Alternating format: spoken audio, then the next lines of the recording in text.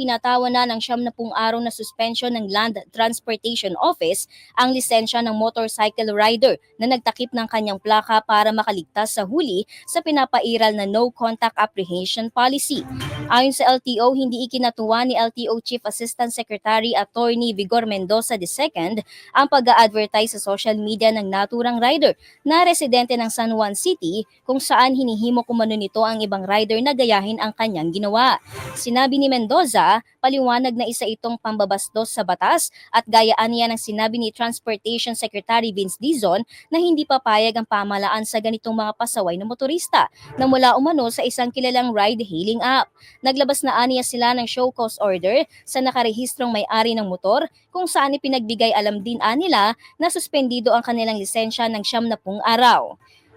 Na-monitor aniya ng social media monitoring team ng LTO ang naturang insidente kung saan nag-viral ang isang video sa Facebook na nagpapakita na tinakpan ng packaging tape ang huling 3 letra ng plate number nito upang hindi ito matukoy sa pinapairal na NCAP.